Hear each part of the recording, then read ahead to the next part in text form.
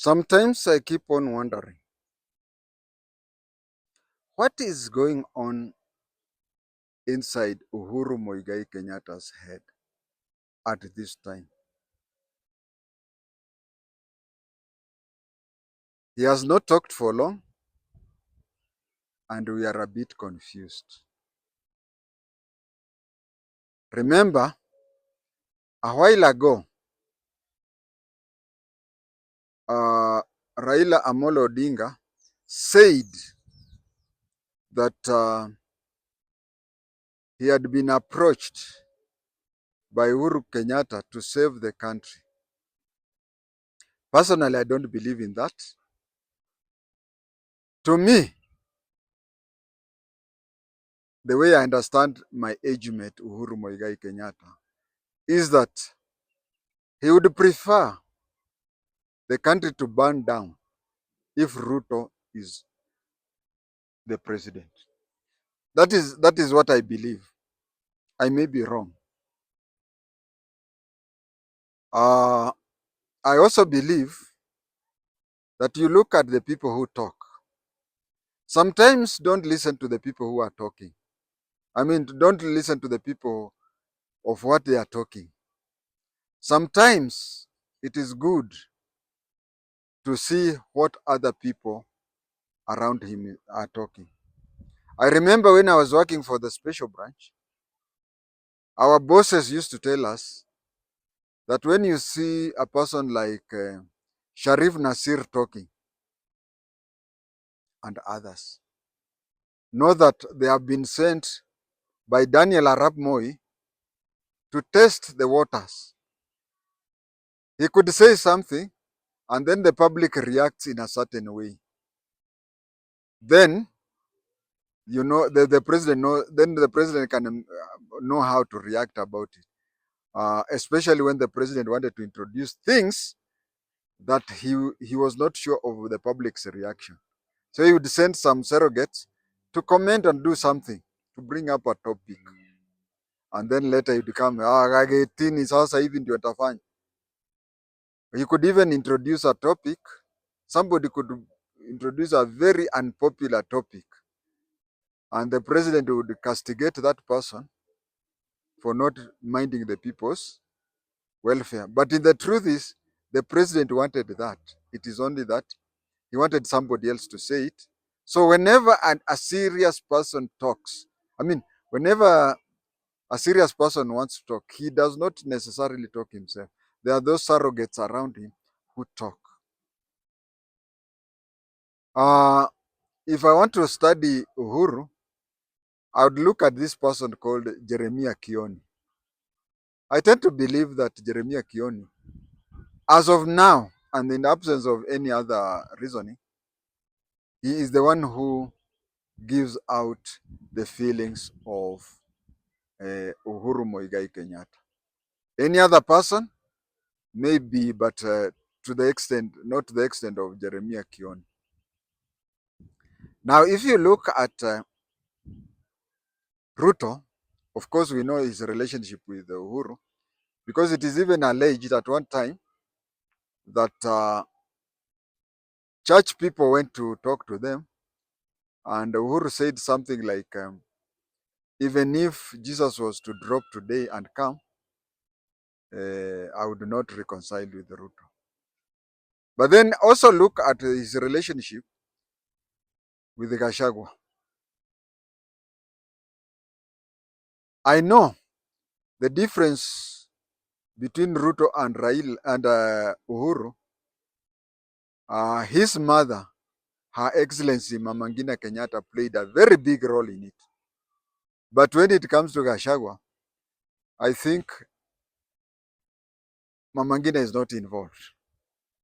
Gashagua's difference with the Uhuru emanates from the way Gachagua campaigned from. He has asked for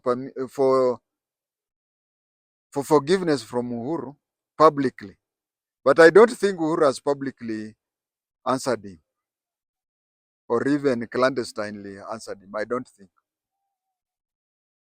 Not clandestine, but covertly. He has not even covertly answered him. Why? You can see, we some of us knew that. Anyway, the story goes this way.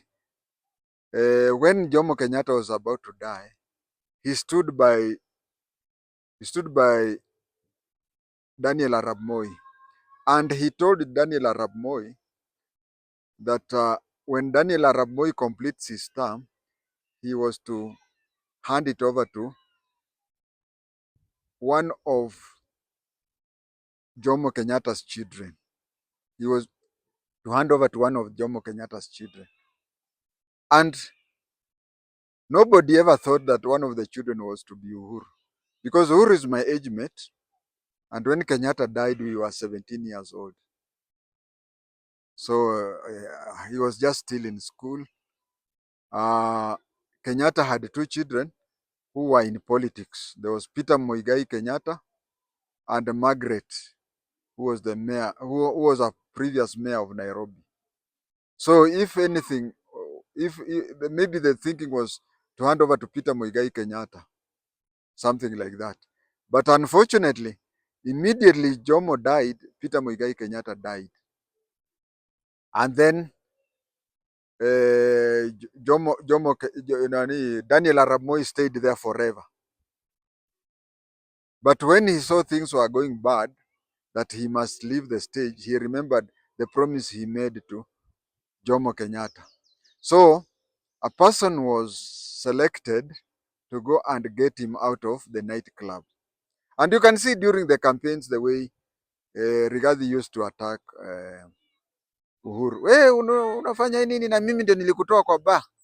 So and you know Uhuru, they say women have mood swings, but I don't agree with that. Uhuru had mood swings. There are occasions when Uhuru could address a public meeting, and you'd think that eh, uh, he even loses the respect of the position.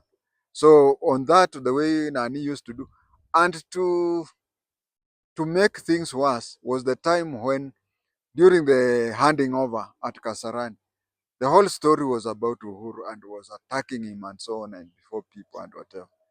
I knowing Uhuru with his mood swings, I don't think he'll ever forgive Gachagua. He never answered him, and I think now where Uhuru now is now in a situation where these are two bad people, and he will support none, and he would wish both of them to go to burn in hell.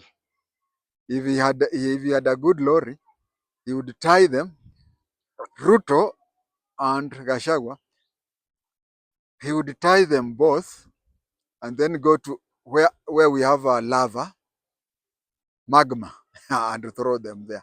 That is what he would want to do.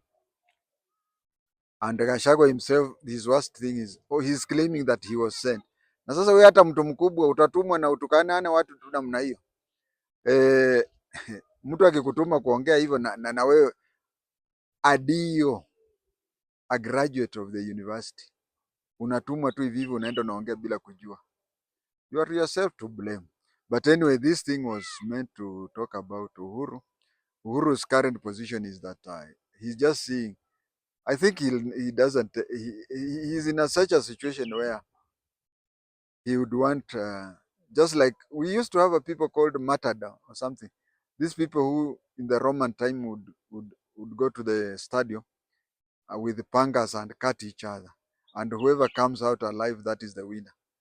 Um, that is, if I understand Uhuru well, I think he would wish them both wachinjane hivyo na wakufe wote. He would not even want one of them to pona. He would wish them all to die. Um, I think that is Uhuru's position. I stand to be corrected. Thank you. I also thank you for the feedbacks you give me. Although some, like somebody calling himself, is it Brian Mandela? How can you watch a video, 45 minutes video, in 6 minutes, and then you start criticizing? I knew that because you see, if you look at my video, it shows that it was uploaded 20 minutes ago. And then you see the comment 11 minutes ago, he comments something. And another 15 minutes or 16 minutes ago, he made a second comment. Now that is unfair. I would wish somebody watches, spends maybe time equivalent to, if it is a 10 minutes video, maybe you spend 5 or more to react. But if it is something that is 42 minutes and you are commenting after 9 minutes, it's unfair. But then that one I understand. We have keyboard warriors. I would be very much concerned if it were the security personnel who are doing. We have keyboard warriors who madhare sijui inawangoja. Thank you.